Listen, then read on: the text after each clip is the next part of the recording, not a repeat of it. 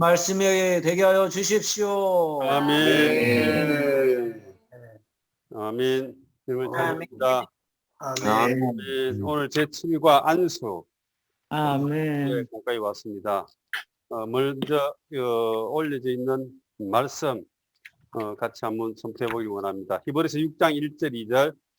그러므로 우리는 그리스도에 관한 소극적인 말씀에 머물지 말고 성숙에 이르도록 진행합시다. 우리는 죽은 시간에서 벗어난 회개와 하나님에 대한 믿음과 침례에 대한 가르침과 한수와 사람들의 부활과 영원한 심판에 관하여 다시 일을 하지 맙시다. 아멘. 시편 133편. 아멘.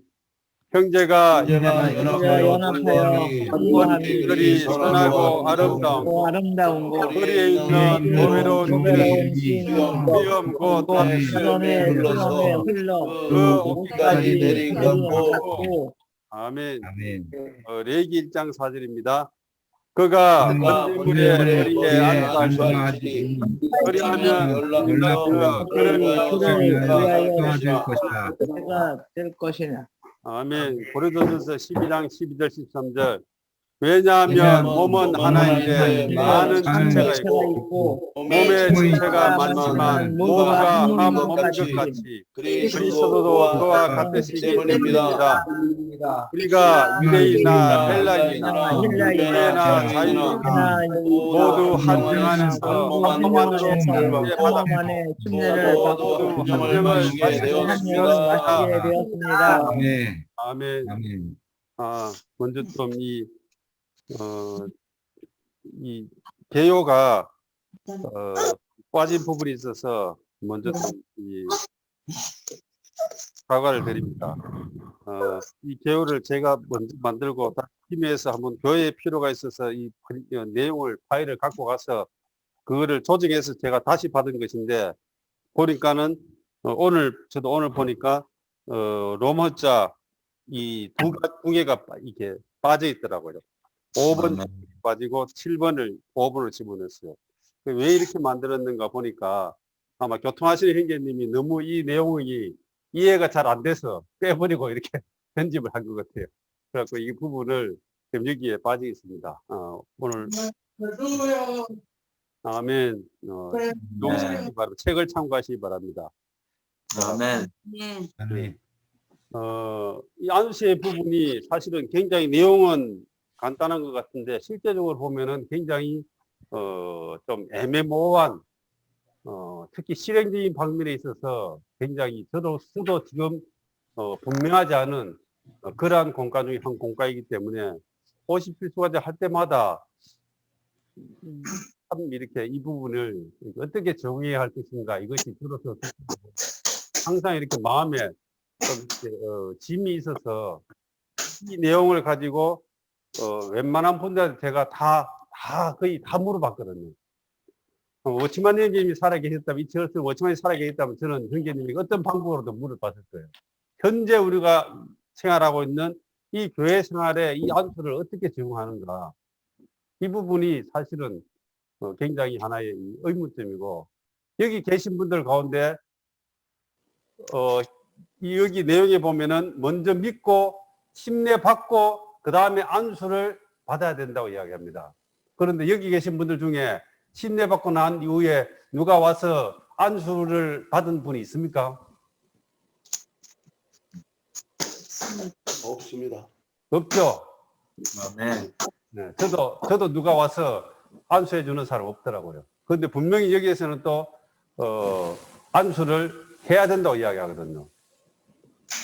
그래서 제가 다른 지방에 있는 분들이나 웬만한, 이제 이름만 되면 알만한 분들에게도 이 내용을 가지고 현재 우리의 교회 생활을 어떻게 적용할 것인가 물어보면은 다 안수의 영적인, 여기 나오는 영적인 의미, 이런 것만에 대해서만 이야기해 주지, 실제로 그러면은, 여기에, 이렇게 기록되어 있는 안수를 우리 교회 가운데 어떻게 그럼 할 것인가, 이 부분에 있어서는 아무도 명쾌한, 저에게 제가 납득할 수 있는 수준의 명쾌한 답을 준 사람을 못 만났습니다. 그래서 저는 여전히 이 부분에 있어서 제 안에서는 의문을 갖고 있고, 이런 의문들을 제 나름대로는 그러면은 그 구약 시대나 워치만니 사도행전의 바울 시대나 워치만니에게 중국에서는 이것을 분명히 하셨을 것인데, 왜 현재 우리의 교회 생활에서는 이러한 안수가 실행이 하지 않고, 심지어 아무도, 내가 아는 건 모든 대부분의 지체들도 받아본 적이 없는 이 안수를 왜 이 성경에는 기록되어 있는가, 그리고 이것이 현재 우리 교회 생활과는 어떤 방법에서 차이가 있는가, 이 부분을 제 나름대로는 그냥 정리를 좀 해봤었습니다. 오늘 그 부분도 적극 교통을 하려고 하고 있습니다. 자, 우리가 구약에서는요, 구약에서는 많은 실행들이 있어요. 그렇죠, 그죠? 구약에서는 수도 없는 많은 규례와 의식과 실행들이 있습니다. 첫 번째는 제물에 관한 것. 짐승을 드리는 제물. 번제, 소제, 화목제, 속제제, 속건제. 이러한 5가지 기본 제물을 드리는, 거기에 많은 규례들이 있고 많은 방법들이 있습니다. 레위기에 보면은 7장까지 기록되어 있죠. 이거 제물을 드리는데 이러한 방법대로 하지 않으면은 이거는 뭐 효과가 없죠. 이 방법을 다 알아야 돼요, 구약에서는. 제물에 관한 기본 제물만 해도 5가지 제물이 있죠. 또 뭐가 있습니까? 구약에서는 수많은 계명들 있죠, 계명들. 이거 해라, 하지 마라, 해라, 하지 마라. 그 내용들이 뭐 저는 세보지 않지, 어떤 사람이 뭐 그건 700가지가 된다고 이야기하세요. 그 구약에서 이러한 계명들을 지키려면 어떻게 해야 됐습니까? 그냥 말 그대로 이 하나님 말씀하는 것처럼 이거를 온 벽에다가 다 기록하든지 뭐 이마에 접든지 옷에다 접든지 해서 이 봐야지만이 지킬 수 있어요. 그 많은 걸 기억할 수 없잖아요. 많은 계명들이 있어요. 해볼 때는 또 의식들이죠, 의식들. 제사장들이 옷을 어떤 걸 입고 뭘 어떻게 하고 또 제물을 어떻게 드리고 하는 봉사의 의식들이 있습니다. 네 번째는 날짜에 관한 거, 날에 대한 거. 안식일 있죠, 그죠? 안식일 7년이 지나면은 또 안식년, 50년이 지나면은 희년, 그 다음에 1년에 매년 1년에 7차례 절기가 있죠. 절기들, 날, 절기, 안식년, 신년. 절기가 몇 개가 있습니까? 1년에 몇 차례 절기가 있어요? 네? 1년에 절기가 몇 차례 있습니까? 네, 7절기. 7절기 순서 혹시 기억하시는지 모르겠어요. 제가 이거는 여기 계신 분들보다 황상형제님 위해서 제가 지금 이야기 드리는 거예요. 구약의 절기는 1년에 연중 절기가 7절기가 있습니다. 첫 번째 절기가 뭐죠? 첫 번째 절기가 뭡니까? 6월절. 살면서 일부러 대답하시는 거예요? 안 하시는 거예요? 잘 몰라서. 첫 번째 절기 6월절이잖아요. 6월절 날짜가 언제입니까? 1월 14일. 1월 14일 6월절입니다. 그 다음 두 번째 절기가 뭐였죠? 두 번째 절기 무교절. 무교절은 언제부터입니까? 6월절 다음날 1월 15일부터 일주일간 1월 21일까지 7일 동안은 무교절입니다. 이것은 바로 우리가 구원받고 6월절은 우리가 구원받는 걸 말하는데, 무교절은 구원받고 난 뒤부터 일주일은 우리의 일생 전체가 무교절, 누룩이 없는, 죄가 없는 이러한 생활을 살아야 되는 걸 말하고 있습니다. 세 번째 절기가 뭐죠? 소실절. 소실절은 날짜가 언제입니까? 소실절은 뭔가 하면 주님이 부활한 절기거든요. 소실절 언제겠습니까? 성경에 어떻게 기록되어 있습니까? 날짜가 정해진 날짜가 없어요. 단지 어떻게 기록되어 있는가 하면은 6월절 이후 첫 번째 안식일 다음 날 6월절이 시작되고 다음에 바로 무교절인데 6월절이 시작되고 안식일은 토요일 6월절은 1월 14일 날짜가 정해져 있기 때문에 이것이 요즘 말로 하면은 우리의 명절과 똑같습니다. 이 6월절이 월요일, 화요일, 수요일, 목요일, 토요일, 일요일 중에 언제 올지 몰라요. 그죠? 우리가 추석이나 이런 게 매년마다 요일이 다르잖아요. 그죠?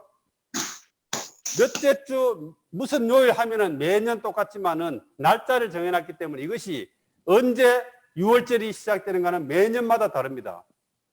그런데 초실절은 날짜가 딱 정해져 있는 것이 아니고 6월절 이후에 첫 번째 안식일이 지나고 다음 날에, 그러니까 이것이 이 6월절이 월요일이 되면은 또 화요일 되면은 이렇게 날짜 따라서 초일절 날짜가 달라지는 거예요. 그리고는 네 번째 절기가 뭐죠? 초실절로부터 50이 지난 오순절. 오순절. 이것이 바로 사도행전의 오순절이 나오죠. 오순절. 초실절, 주님이 죽으시고 난 뒤부터 정확하게 50일째 되는 날 사도행전에서 그 영이 쏟아부어졌죠. 오순절입니다. 다섯 번째 절기가 이거는 초실절로부터 50일 이후니까 이것도 날짜가 정해진 거 아니에요. 언제 될지 몰라. 이거는 6월절에 요일 따라서 왔다 갔다 하는 거기 때문에 6월절 날짜에 따라서 다 왔다 갔다 하는 겁니다. 여섯 번째가 뭐죠? 나팔절. 나팔절은 날짜가 정해져 있고 7월 1일이죠. 7월 1일. 여섯 번째 절기가 속죄일. 이것도 날짜 제 7월 10일. 일곱 번째 절기가 장막절. 7월 15일. 요 네 절기는 교회사로 보면은 신약에 적용되는 것이고, 이 신약에 우리 민너리들이 요거는 바로 이스라엘, 마지막 이스라엘이 회복될 때 일어나는 일들이죠. 마지막 나팔절을 불고 속죄일 있고 그들 장막을 일 겁니다.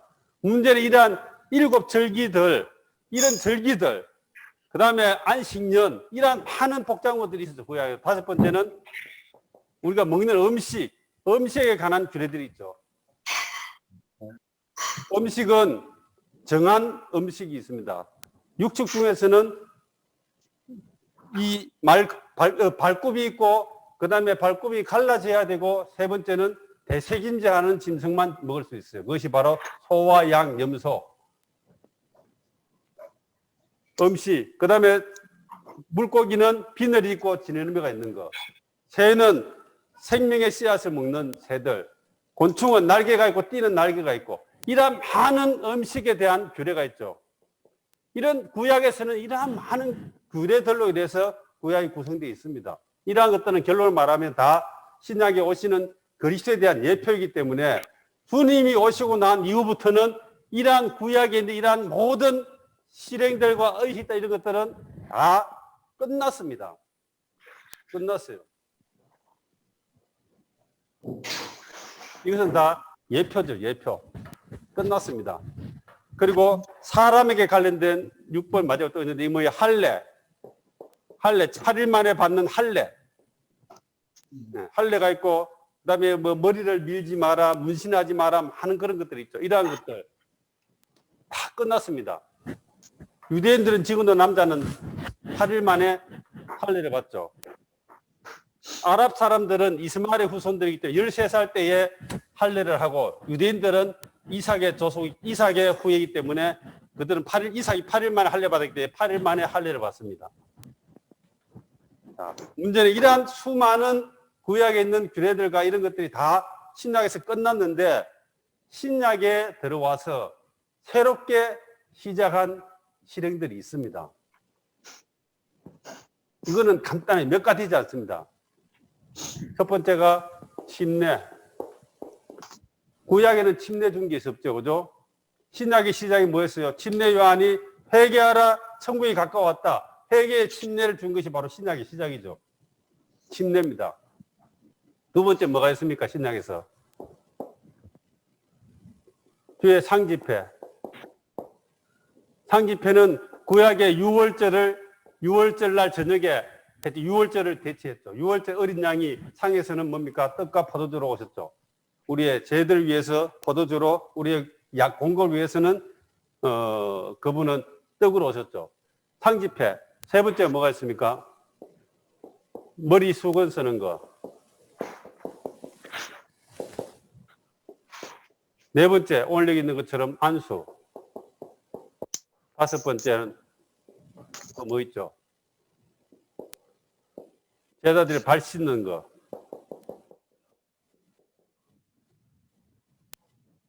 주님이 직접적으로 또 초대교회의 이 성경을 통해서 실제적으로 신약에서 새로 시작된 몇 개는 뭐 요 정도밖에 없습니다. 나머지는 다 끝났어요. 구약에 있는 것들. 그 중에 하나가 우리 침례주죠, 상집하고 있죠, 자매들 머리에 수건 쓰죠, 안수, 그다음에 발 씻는 것이 있는데 문제는 안수도 분명히 신약에서 구약에서도 했었지만은 신약에서도 문제는 했다는 거예요. 이거를 구약의 안수가 끝난 것이 아니고 신약에도 안수를 했기 때문에 신약의 사도행전이나 이러한 것들을 보면은 안수에 대해서 나오고 실제적으로 이 공과에서도 지금 이 안수가 나오는 것입니다.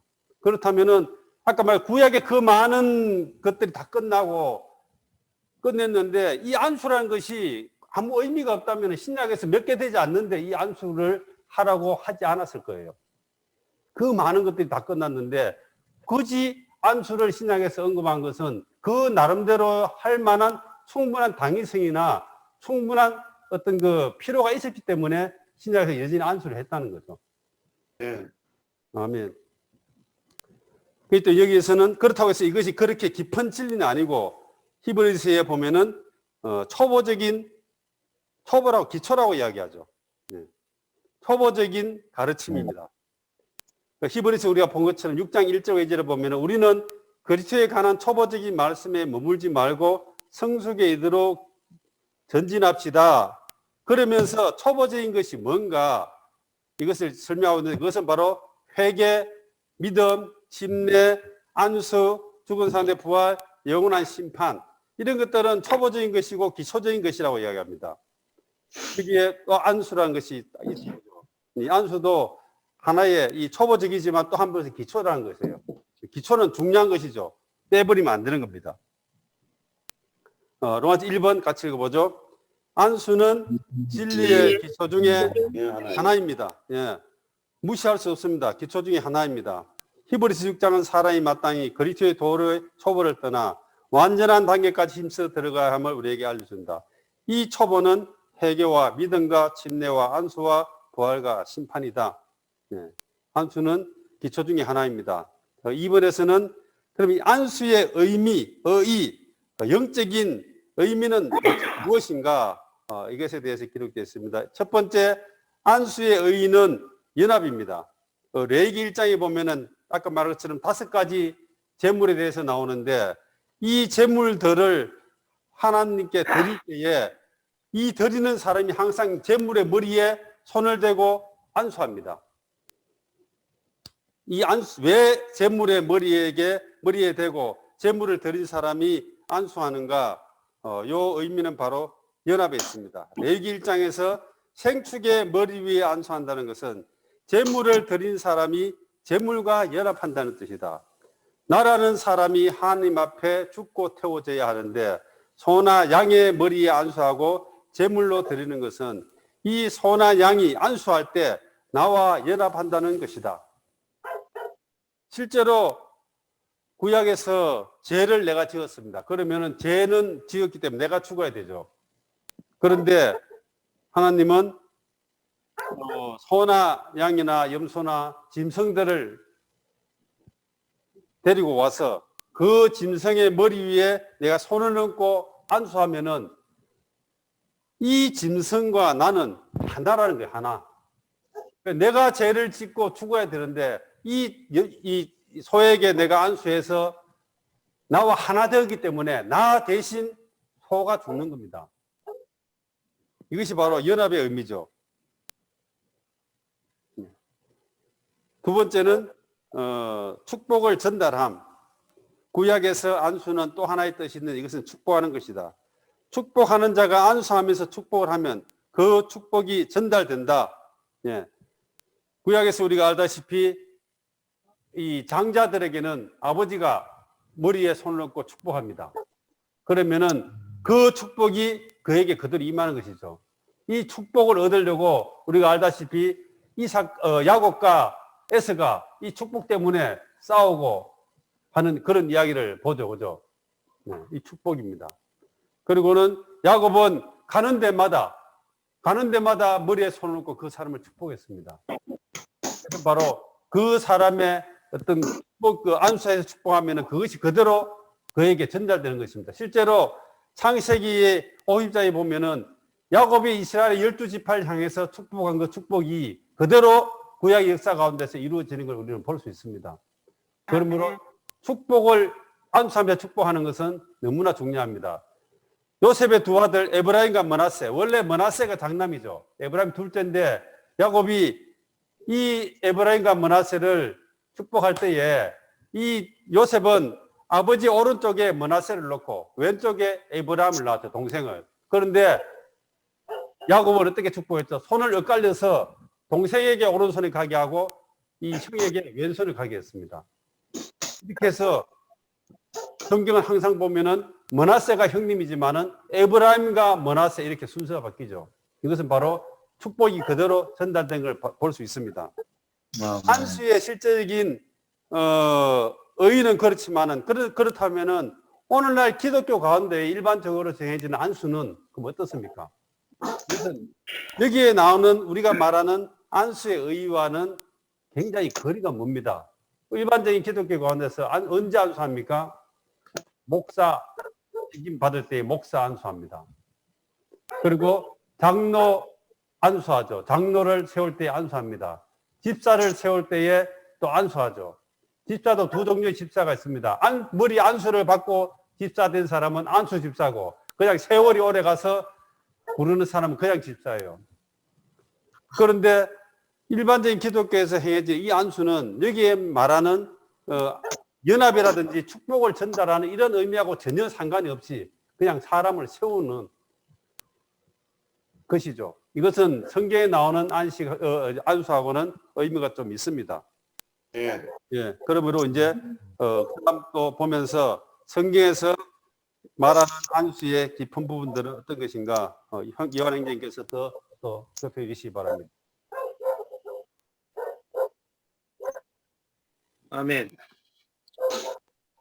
참으로 이 안수에 대해서는 저도 이 오랜 시간 동안 이것을 생각해보고 찾아보고 했지만 어떤 분명한 답을 내릴 수가 없었습니다. 결국에 제가 이제 이건 제 생각입니다.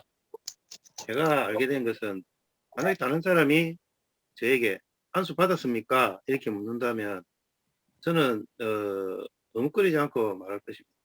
네, 저는 안수 받았습니다. 라고 말할 것입니다. 이 안수에 의해서 형제님이 연합을 말씀하셨죠. 저는 그렇게 받아들였거든요. 제가 침례 받을 때 분명히 이 사도는 아니지만 사도 같은 사람이라고 말하고 있습니다. 그러니까 교회를 대표하는 거죠. 교회를 대표하는 사람이 저에게 와서 침례를 줄 때 이 형제님 한 두 분이 와서 제 머리 위에 손을 얹고 아버지와 아들과 성령의 이름 안으로 그리고 교회 안으로 이용환 형제를 침례 줍니다 라고 말했습니다. 그래서 저는 이것을 안수라고 저는 생각했거든요. 이게 맞는지 아닌지는 저도 아직 확신하지는 않습니다. 네, 저는 그렇게 생각했습니다. 그리고 이제 이 형제님 교통에 연이어서 안수의 의가 연합과 축복을 전달합니다. 그리고 로마서 3번 전체 제목을 함께 읽겠습니다. 아멘. 그리스도의 몸과 이런 무엇. 네. 네, A번을 또한 함께 읽겠습니다. 하나님은 간유를 그리스도의 온몸에 부으신 하나님은 간유를 한 개인에게 부으신 것이 아니라 몸의 머리이신 그리스도에게 기름 부은 받은 자에게 부으셨다라고 말하고 있습니다. 하나님께서는 먼저 하나님의 그 마음의 갈망이 단체적인 한 사람을 얻기 위해서 먼저 한 사람을 얻으셨습니다. 아멘. 이 사람은 우리가 알다시피 완전히 하나님께 순종하고 대표하며 하나님을 나타낸 사람이죠. 아멘. 우리가 아는 바로 그 사람, 나사렛 사람 예수였습니다. 그리고 연이어서 하나님은 성령을 이 나사렛 사람 예수 과정을 거치고 나서 교회에게 머리로 주어지신 이 사람에게 하나님의 성령의 관유를 부으신 것입니다. 그런데 이 개인에게 개인만을 위해서 부은 것이 아니라 이 관유를 부은 것이 아니라 몸을 위하여 그분께서 머리 위치에 서서 하나님의 기름 부음을 받으신 것입니다. 아멘. 그러므로 이 기름 부음이 우리가 조금 전에 찬송했던 것처럼 아론으로 예표된 이 그리스도의 우리의 머리이신 그리스도께 부어지심으로써 이 온몸으로 흘러내리는 그러한 그림을 볼 수 있습니다. 아멘. 우리는 이것에 있어서 반드시 분명해야 합니다.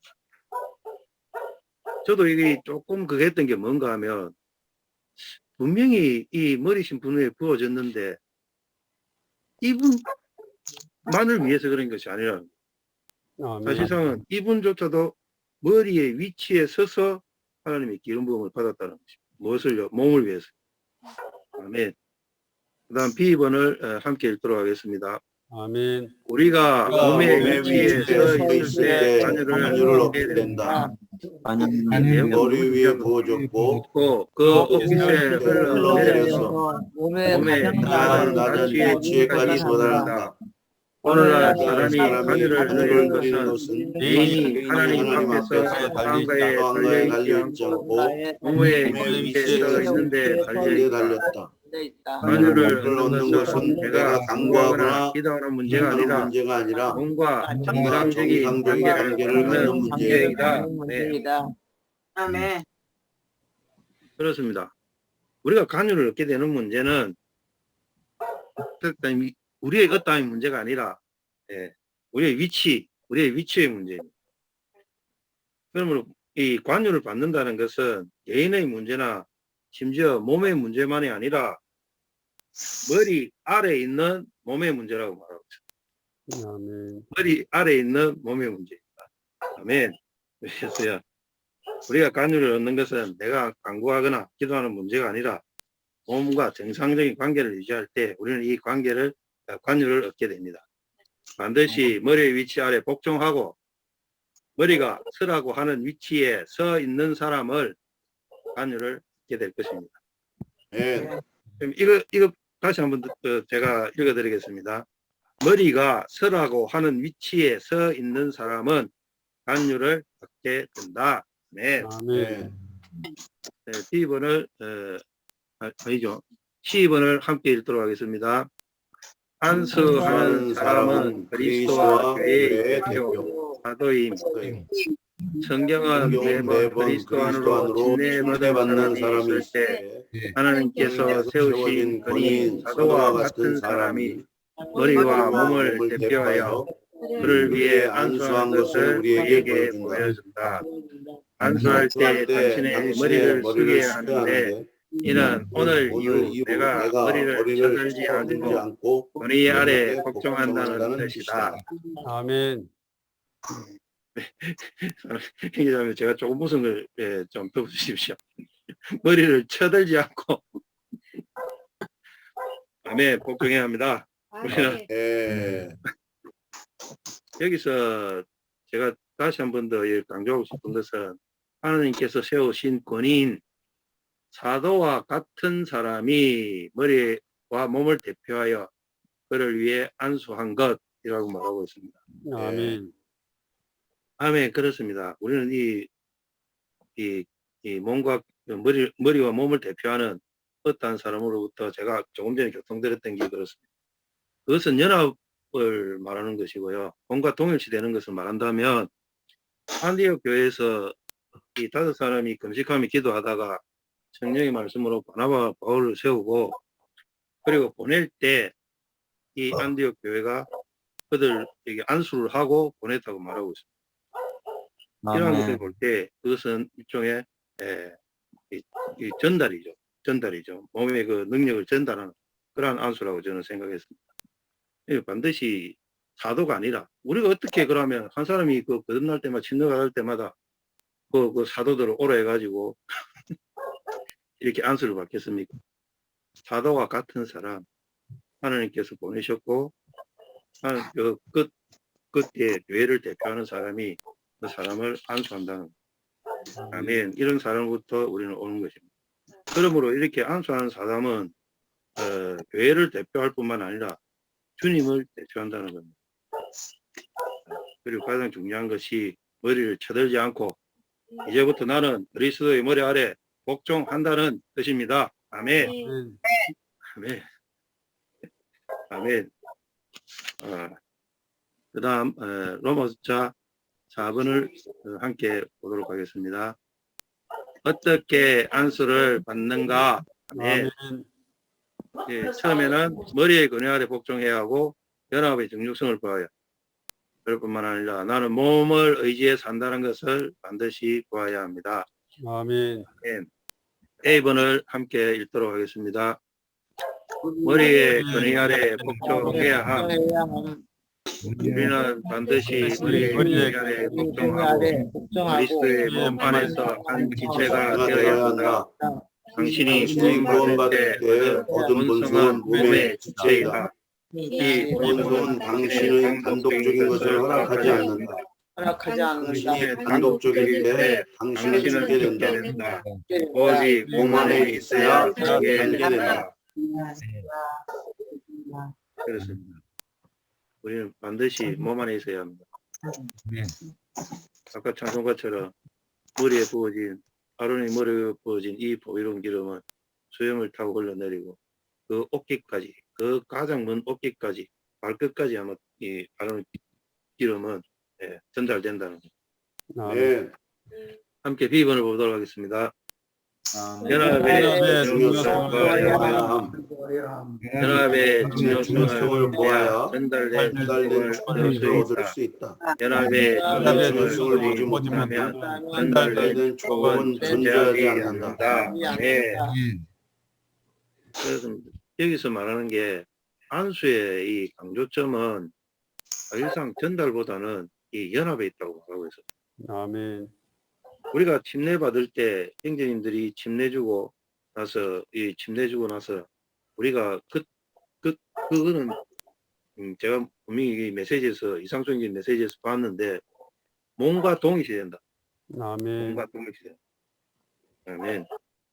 그러므로 안수의 강조점은 이 연합에 있습니다. 그러므로 우리는 이 연합의 중요성을 반드시 보아야 합니다. 아멘. 10번을 함께 보도록 하겠습니다. 아멘. 나는 온몸을 의지해 산다는 것을 보아야 함. 당신은 많은 전사 중에 한 사람이고 많은 세포 중에 한 세포이며 많은 지체 중에 한 지체임을 보아야 한다. 내가 지체 중에 하나이기 때문에 나의 생명은 온몸을 의지하여 살아야 한다.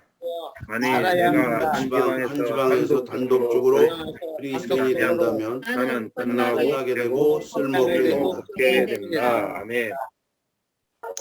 몸을 의지해 살아야 된다. 우리는 몸의 위치에 있어야 될 뿐만 아니라 이 온몸을 의지해서 또한 사는 그러한 생명을 받았다는 것을 반드시 인지해야 합니다. 제가 이 한 부분을 읽어드리겠습니다. 간유가 당신의 머리에 있기 때문에 당신의 머리 아래 복종하고 하나님의 모든 자녀와 함께 연합하여 머리의 권위에 복종하는 것이다. 아멘. 당신 자신이 복종해야 하고 또한 연합하여 복종해야 한다. 아멘. 당신이 지적적으로 복종할 뿐 아니라 간접적으로 온몸과 함께 기름 부음에 복종할 때 관유가 당신 위에 임하게 된다. 아멘. 당신이 이 위치에 서 있을 때 관유는 자연적으로 당신 위에 임하게 된다. 아멘. 아멘. 이것을 저는 한 번 더 말씀드리고 싶습니다. 머리를 쳐들지 말고 네. 이 위치에 주님께서 서 있으라고 하는 위치에 서 있을 때 관유는 자연적으로 우리 위에 임하게 될 것입니다. 아멘. 네.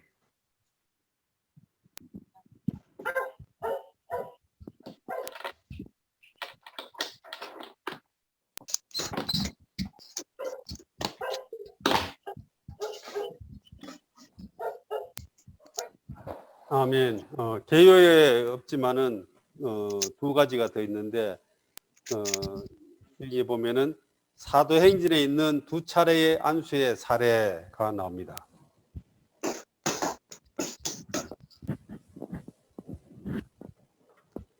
사도행전에는 우리가 알다시피 교회 생활의 시작이죠. 교회 생활의 시작이기 때문에 교회 생활에 많은 것들을 우리는 사도행전에서 붙잡아내야 합니다. 사도행전을 다른 말로 하면은 교회 생활의 창세기라고 이야기하죠.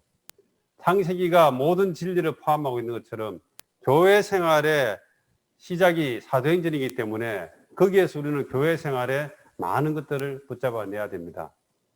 아까 우리 이완행님께서 사도행전 13장에 이 안수의 부분을 이야기하셨는데 그 부분도 행제님이 조금 이렇게 다르게 알고 있는 부분이 있어서 제가 좀 바로 잡아 드리려고 합니다. 안디옥에서 5 교사가 있었고 이 바나바와 바울이 갈 때에 안디옥 교회에서 그들을 안수해서 보낸 것이 아닙니다. 그 5명의 교사들이 중에 남아있는 3명들이 그들을 안수하고 보냈어요. 교회가 보낸 것이 아니고 그 모여있는 일꾼들이 그들을 보낸 거예요. 교회가 보낸다면 이것은 진리적으로 문제가 됩니다. 왜냐하면 교회의 장로들은 지방의 제한을 받아야 되거든요. 이들은 일꾼이기 때문에 지한의 영역을 몸의 은사들이기 때문에 그들은 이 몸을 위해서 사도들을 안수하고 보냈습니다. 이런 것처럼 사도행전에 있는 많은 작은 이러한 사항들이 실제적으로 보면은 우리의 교회 생활 가운데에 굉장히 깊이 이렇게 우리가 실행 안에 들어와 있다는 것을 깨달을 수 있거든요. 자, 사도행전에는 안수의 부분에 있어서 2차례의 사례가 있습니다. 첫 번째는 사마리아의 예입니다. 사마리아는 빌립이 내려가서 복음을 전했는데 사람들이 믿었어요. 자, 믿었습니다.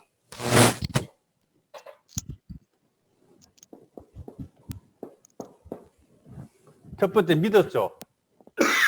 믿고 나서 아마 두 번째는 침례도 줬을 겁니다. 침례. 왜냐하면 그 당시에는 믿었으면 침례를 다 줬기 때문에. 그런데 문제는 이들이 믿었지만은 그들에게는 뭐가 없었는가 하면은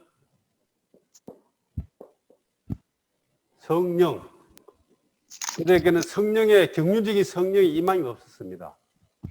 그렇게 해서 이 예루살렘에서 사도들이죠. 예루살렘에서 베드로와 요한을 보내서 이들에게 가서 그들을 안수했습니다.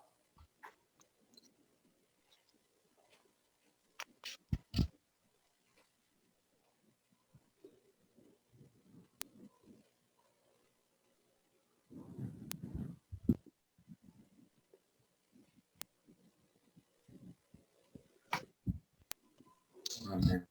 15절에 보면은 14절부터 보면은 8장 예루살렘에 있는 사도들은 사마리아 사람들이 하나님의 말씀을 받아들였다는 말을 듣고 베드로와 요한을 그들에게 보냈다. 두 사도가 내려가서 사마리아 사람들이 성령을 받도록 그들을 위하여 기도하였다. 왜냐하면 그들 중 어떤 사람에게도 성령께서 내려오신 적이 없고 그들은 단지 주 예수님 이름 안으로 침례만 받았기 때문이다. 이들은 믿고 침례는 받았습니다. 사마리아 침례 받았지만은 그들에게 경륜적인 영인 성령은 내려오지 않았죠. 그런데 베드로와 요한이 가서 그들을 위해서 축복 기도하고 안수할 때에 그들에게 뭐가 있습니까? 성령이 그들에게 임했습니다. 여기에 믿고 침례 요 사이에 뭔가 하면 여기에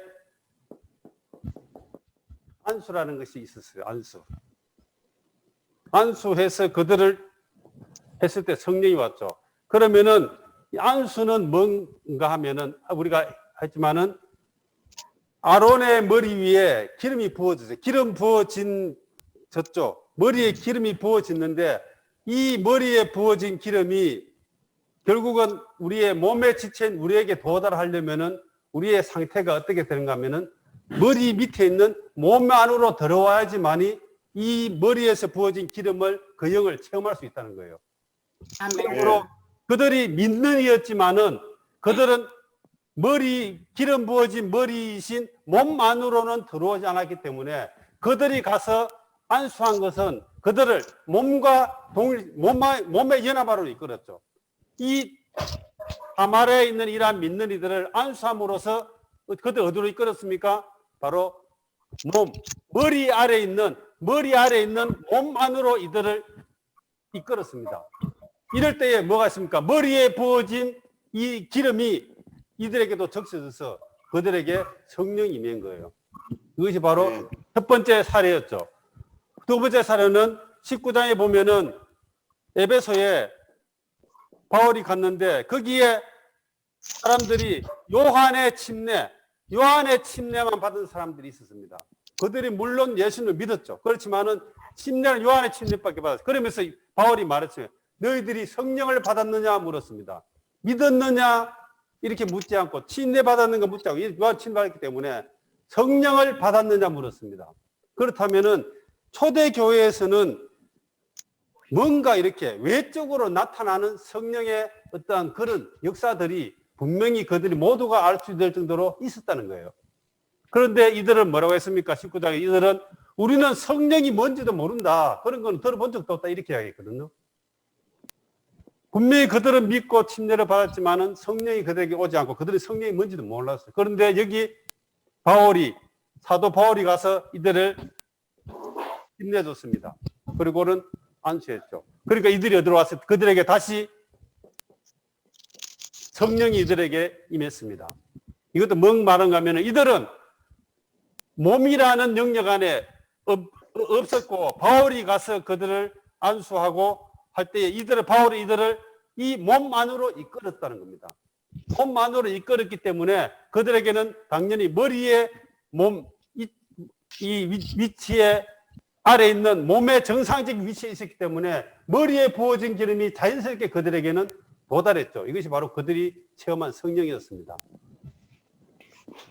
이제 또 하나는 뭔가 하면은 이 두 가지 사례는 정상적인 사례, 믿고 침례받고 안수하고 성령 1, 2, 3, 4 요 4개 순서가 정상적으로 다 동일하게 있었는데 이것이 비정상적인 상태가 하나 발생했는데 그것이 바로 이방인 고넬료 가정에 사도행 10장에 있는 고넬료 가정에 일어난 일이었어요. 고넬료 가정은 바로 이방인. 그건 로마인, 이방인입니다. 이런 이야기들은 예루살렘과 사마리아나 에베소 이야기는 다 유대인들에게 관한 이야기예요. 유대인들에게 관한 이야기인데 고넬료는 바로 이방인들에 향한 부분입니다. 이 베드로는 그 당시에 유대인이었기 때문에 이방인들은 상종하지 않습니다. 유대인들은. 그런데 사도행 10장에 보면은 3번이나 그에게 꿈속에서 보자기에 싼 짐승들을 보여주면서 잡아먹으라 3번에 이야기했어요. 얼마나 그 관념이 두꺼웠으면은 3번이나 주님이 그렇게 하셔야 됐었어요. 그렇게 가서 그는 고넬료 집에 갔습니다. 가서 그걸 뭐 했어요? 복음을 전했죠. 그들에게 복음을 전했습니다. 복음을 전해서 그들이 믿었습니다. 그러면 그 다음 단계가 뭐죠? 믿었다면은 그 다음 단계 뭐 해야 됩니까? 1번. 그 다음 뭐예요? 2번. 침례. 3번. 안수. 4번. 성령이 임함. 이게 정상적인 순서였거든요. 그런데 이들은 믿었지만은 이방인이었기 때문에 베드로는 이들에 대해서 담대하게 침례를 줄 믿음이 없었어요. 사도행전 15장에도 보면은 그거 나오잖아요. 그것도 자기가 왜 이방인들에게 복음이 전했는가 그걸 분명하잖아요. 만약에 그가 바로 침례를 줘야 되지만은 베드로에게 그런 믿음이 없었어요. 그러니까 어떤 일이 생겼습니까? 예외적으로 주님이 급하셨기 때문에 믿고 침례도 안 받았는데 문제는 두 번째에 성령이 그들에게 먼저 임했다는 거예요. 성령이 먼저 임했기 때문에 베드로를 할 수 없이 밀어서 이들에게 3번 침례를 준 거예요. 그리고는 안수해서 몸 안으로 이끌었죠. 이것은 바로 예외적인 상황이었어요. 왜 예외적인 상황인가? 바로 이 유대인들에 대한 유대인들의 강한 그 관념, 이 주님이 돌파하셔야 됐기 때문에 의도적으로 이방 고넬료에게 갈 때는 이 순서를 뒤바꿨다는 겁니다. 이것이 바로 안수한 사도행전에 나오는 이거는 정상적인 두 사례고 예외적인 한 사례였다는 거예요. 그렇다면은 항상 지금까지 제가 그런 거는 분명히 그 당시에는 1, 2, 3, 4 믿고 침례받고 안수하고 그 다음에 안수할 때 성령이 그들에게 임하는 이것이 어떤 면에서는 굉장히 자연스러운 현상이었는데 현재 우리의 교회 생활에서는 믿고 침례는 있지만은 외적으로 어떤 느껴지는 이 성령의 어떤 그러한 것을 실제적인 방면에서 우리에게 처음 있는가 그 부분에 있어서는 사실 굉장히 답변하기 어렵습니다. 그러나 사도행전에서는 이것이 외적으로 분명히 드러났었어요. 그것이 하나의 증거였거든요. 네. 네. 이 부분은 지금 어떻게 우리가 정해야 될지 저는 사실은 이제 저로서는 이것을 정의할 수 있는 위치나 그런 능력도 없기 때문에 단지 저는 이렇게 그냥 추론만 할 뿐입니다. 그러면 이제 현재 우리 교회 생활에서 이 부분이 어떻게 우리에게 적용되는가? 성경은 우리에게 적용돼야 되는데 어떻게 적용돼야 될 것인가? 과연 우리도 지금 침례받고 나면은 누군가 안수를 해야 되는가? 이런 문제들이 실제적으로 우리 가운데 의문점이잖아요. 저 이런 거 질문하면은 뭐라고 답변하겠습니까? 그죠? 네. 그런데 실제로 이 사도행전에서도 많은 역사가 있었지만은 실제로 사도들이 가서 그들에게 안수한 예는 그렇게 많지 않습니다. 첫 번째는 아까 말한 것처럼 사마리아에서, 두 번째는 에베소에서, 그 다음에 고넬료의 집에서, 세 번째는 기록되어 있었죠. 그러면 그 외의 사람들은 그러면 어떻게 했을까? 그들 가운데서도 많은 지방들에서 여전히 많은 사람들이 믿고 침례를 받았죠. 그러나 그때마다 사도들이 가서 그들에게 이 안수를 해주지 않았을 거예요. 현실적으로 불가능하죠. 자, 그럼 우리의 교회 생활에서 우리의 생활입니다. 우리의 생활. 중국에서 주예복이 일어났습니다. 우리는 지금 뭐 바울 시대를 할 수 없기 때문에 중국에서 주예복이 일어났죠. 중국에서 일어났고 중국에서 교회 생활이 사도행전처럼 이제 확산되기 시작했어요. 지방마다 수많은 믿는 사람들이 생겼죠. 그러나 그들이 다 주의 소위 말하는 몸 안에 있는 건 아니었죠. 그러므로 워치만행진 시대에서는 중국에서 각 지방에 일어난 많은 믿는 이들을 어떻게 했습니까? 몸만으로 이끄는 일들을 실제로 했었어요. 어떤 자생적인 단체가 일어났다면은 그 당시에 중국에서 몸을 대표하는 어떤 형제들이 가서 이들이 과연 합당한 몸 안에 들어올 수 있는 합당한 그러한 상태인가를 보고 교통 가운데 그들을 몸 안으로 안수하면서 몸 안으로 이끌었다는 거예요. 그것이 바로 워치만행진님이 그 당시에 실행했던 것들이죠. 우리 한국 지금 남한을 본다면은 60년대 정도에 이제 그냥 뭐 특별하게 누가 와서 바울처럼 와서 사도들이 와서 이 남한 땅에 위임을 받고 와서 복음을 전파해서 교회를 세우지 않았습니다. 왕중생제님이 대만에 있다가 한국에 와서 여기서 그냥 자생적으로 형제님 올 때 특별한 위임이라든지 뭐 어떤 개인적인 부담을 했지만은 몸의 안에서 이렇게 공식적으로 온 것은 아니었어요. 그냥 왔죠. 이렇게 해서 어쨌든 간에 남한의 교회가 시작되었어요. 이 교회가 시작되었고 이 교회들이 지금 자꾸 지방마다 이렇게 뻗어나가고 있었죠. 교회들이. 그런데 어느 기간까지는 남한 땅에서 지방교회 실행을 했지만은 소위 말하는 사역의 일 가운데서는 남한에 있는 이러한 일을 몸의 일로 인정하지 않았습니다. 그냥 이제 어떤 분이 와서 사람들을 얻어서 확산돼 나가는 그것이지 이것을 몸의 일이라고 쉽게 말하고 워치만 리운지 시작된 주의 회복에 몸의 일이라고 인정하지 않았어요. 그냥 일어난 거예요. 그러나 이것이 계속 커지다 보니까는 어느 시기가 되어서는 이 주의 회복에 몸에 있는 분들이 한국에 왔죠.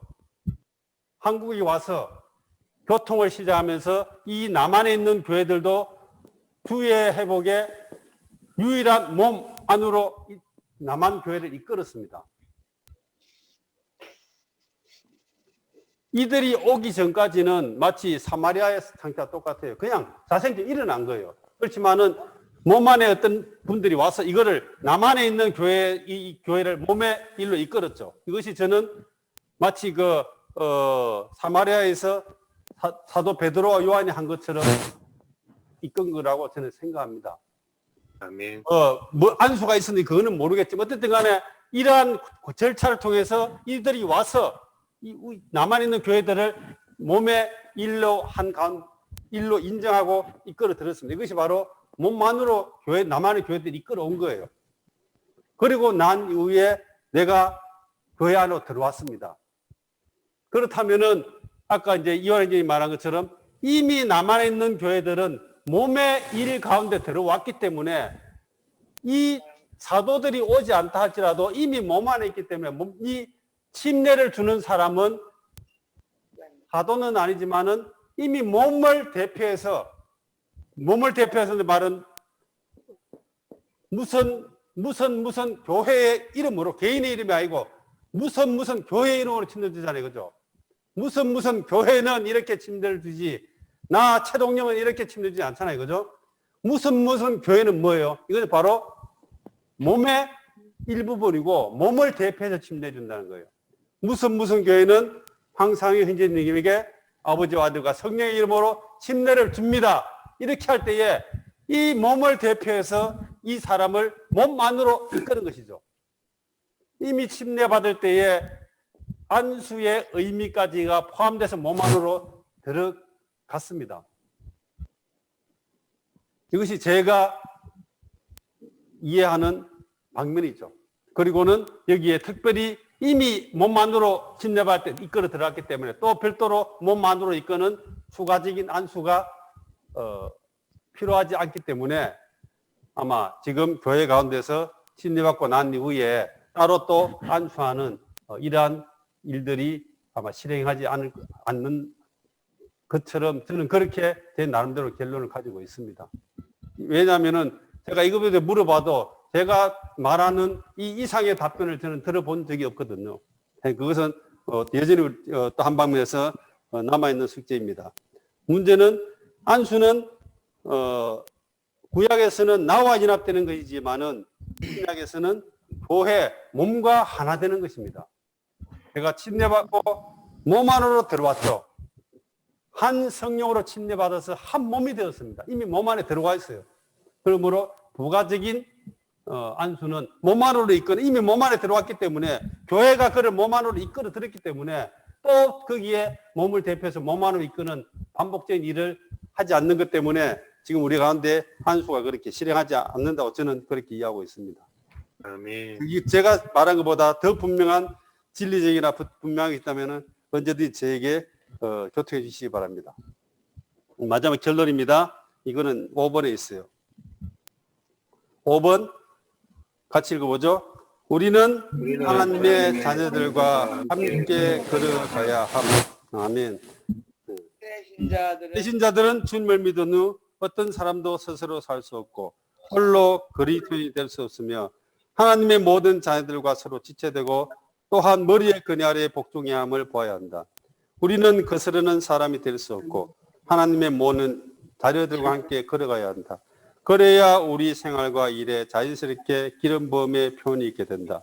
이래 하여 하나님 앞에 길이 있게 된다. 아멘. 결국은 침례는 소극적으로 우리를 세상에서 빼왔지만은 안수는 적극적으로 우리를 세상에서 나온 사람을 몸 안으로 집어넣는 것이 바로 안수입니다. 그러므로 이미 우리는 몸 안으로 들어왔기 때문에 몸 안으로 들어왔기 때문에 계속적인 교통이지만은 우리는 몸 안에서 몸을 대표하는 사람이 아니라 몸의 작은 지체로서 지금 몸 안에 들어있죠. 지체는 몸의 생명을 의지해서 사는 것이 지체죠. 지체의 자신의 생명은 몸 안에 없습니다. 누구도 독립적인 생명을 가진 지체는 없습니다. 몸 안에 흐르는 공통적인 몸의 생명을 가지고 지체를 유지하는 것이죠. 그러므로 우리 주를 믿었다면은 몸 안에 들어와서 우리 몸 안에서 사는 이러한 그리스도인이 되어야 합니다. 몸 안에서 지체의 가장 중요한 것은 지체들과의 이러한 의존 관계일 뿐 아니라 더 중요한 것은 머리에 권위 아래 복종해야 합니다. 머리 아래 있어야 돼요. 아론의 머리에 기름이 부어져서 그 부어진 기름이 밑에 몸에 있을 때에 내게 그 영이 부어지는 것처럼 내가 머리에 권위 아래 복종하지 않는다면 그 영은 내게 오지 않습니다. 이 팔이 머리보다 이렇게 높이 들고 있다면 머리에 부어진 기름이 내 손에는 도달하지 않는 겁니다. 이 팔이 머리보다 낮게 있어야만이 부어진 기름이 내 팔을 적시는 거죠. 그래서 우리는 머리에 권위 아래 복종해야 합니다. 우리는 거스르는 사람이 될 수 없고 하나님의 모든 자들과 함께 걸어가야 한다. 그래야 우리의 생활과 일에 자연스럽게 뭐라고요? 기름 부음에 교훈이 있게 된다. 정상적인 상태라면 머리 아래 있다면 우리는 소나무를 붙잡고 밤새 씨름할 필요가 없고 금식기도나 막 특별한 그런 걸 하지 않더라도 어때요? 정상적인 상태라면은 머리에 부어진 기름이 우리 존재를 적시게 됩니다. 가장 정상적인 생활이죠. 이것이 펴 있게 되고 이렇게 하여야만이 하나님 앞에서 우리의 영적인 길이 있게 되고 우리는 전진할 수 있는 길을 얻게 되는 것입니다. 그러니 한 방면에서 우리를 세상에서 구출하시고 여기서 감사하고 또 한 방면에서는 이러한 또 몸과 하나 동일시를 통해서 우리는 몸 안에 이끌어 주심을 너무나 감사합니다. 아멘. 우리 몸 안에서 지체들과 함께 정말 이렇게 머리신 그분 아래서 몸을 건축하는 이러한 사랑스러운 지체들로 발견되기를 원합니다. 주님을 찬양합니다.